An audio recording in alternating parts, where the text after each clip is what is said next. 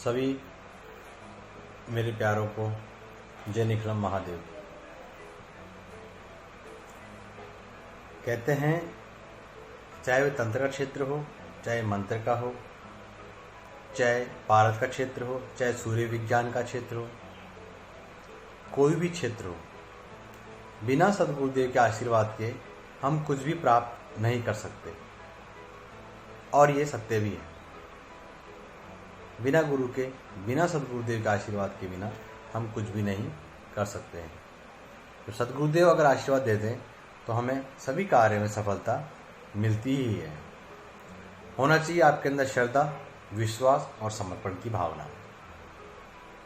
ये मेरा स्वयं का अनुभव है।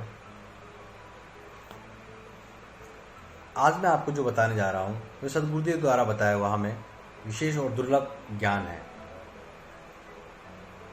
गुरुदेव ने कहा था एक बार, सद्गुरुदेव भगवान बोले, मैं तुम्हें एक जीवन की सर्वश्रेष्ठ साधना बताने जा रहा हूँ।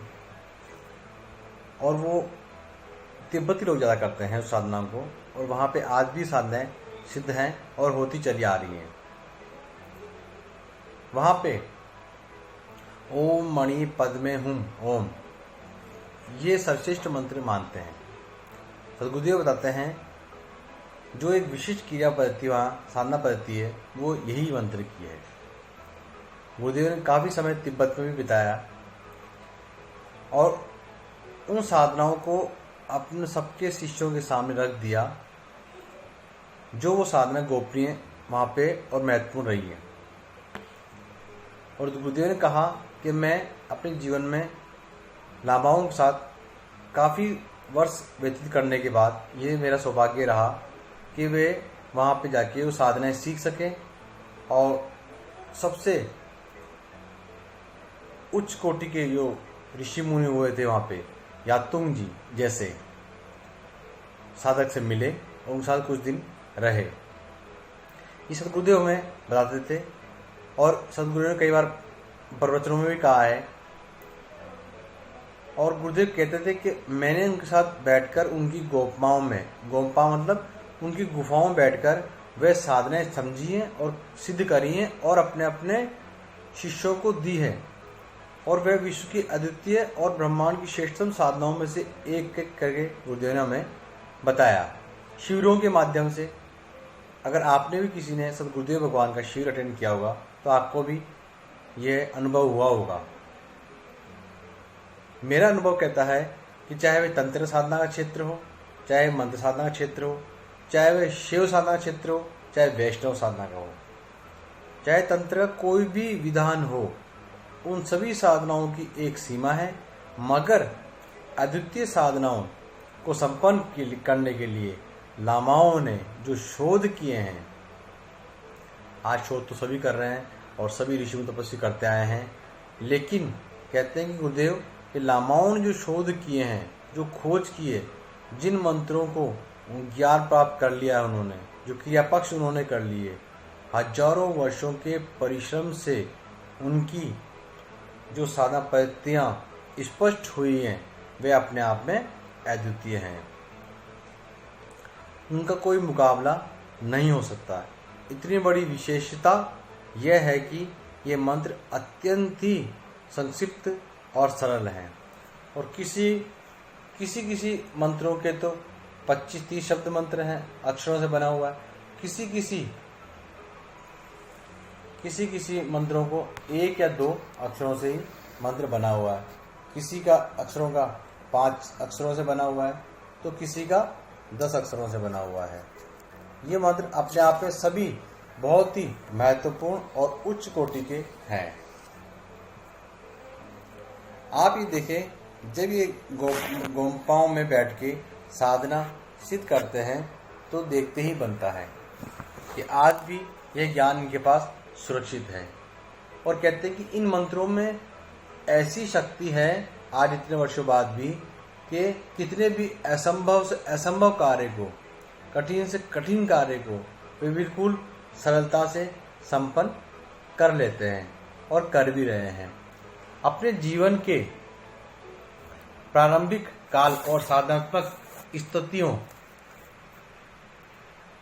में जब सदगुरुदेव बताते थे वह संन्यास जीवन में थे, तब उन्होंने काफ़ी वर्ष हिमालय में बिताए थे और उस समय उन्होंने कई साधनाएं करी थी, समझ ली थी इन गोपमाओं से, और उन्होंने भली प्रकार से सदगुरुदेव को बताया भी था।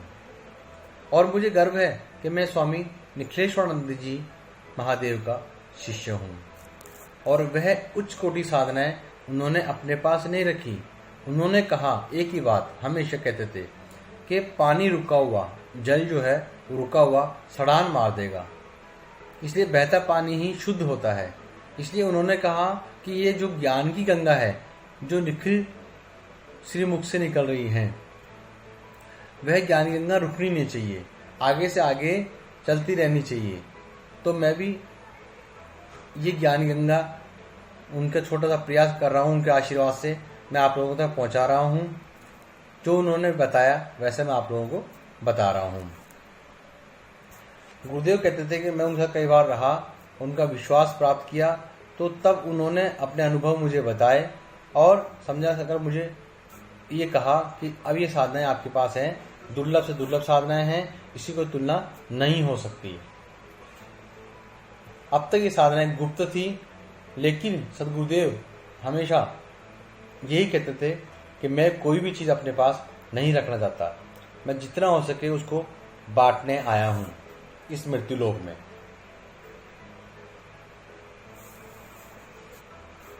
और फिर कई साधनाएं तो ऐसी हैं जहाँ पे वह स्थान ही दुर्लभ और दुर्गम हो गए कि वहाँ आदमी पहुँच नहीं सकता।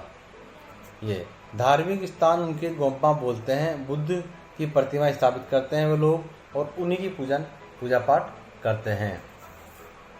वहाँ प्रत्यक्ष रूप से देखकर एहसास करना पड़ता है कि वास्तव में ये साधनाएं अद्वितीय हैं, और इन मंत्रों के माध्यम से हम उन क्रियाओं को सहजता से संपन्न कर सकते हैं जो अत्यंत दुष्कर होती है।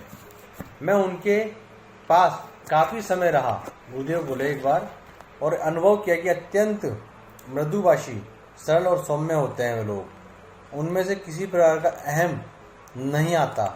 इतनी उच्च कोटि की साधनाओं को संपन्न करने के बावजूद भी किसी प्रकार का भेदभाव या टकराव की स्थिति वे प्रदर्शित नहीं करते। उनका स्वभाव बहुत ही सरल और सामान्य बना रहता है।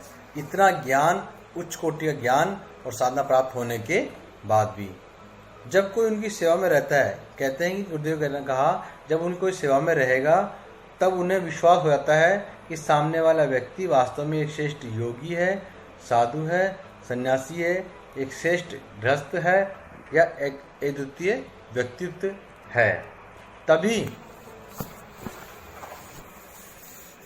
तभी वे अपना दिल खोलकर उन साधनाओं को हमें बताते हैं, समझाते हैं।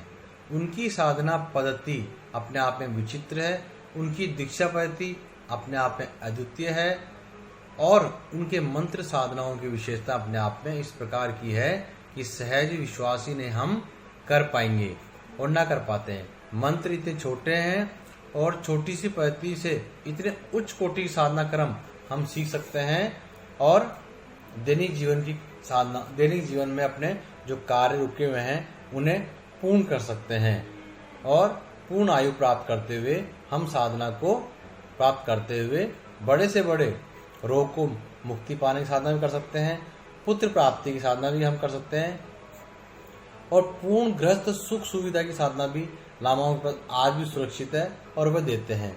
और शत्रुओं को पूर्ण रूप से प्राप्त करने की, उन पर विजय प्राप्त करने की साधना भी उन लोगों के पास बहुत ही सरल और सुलभ है।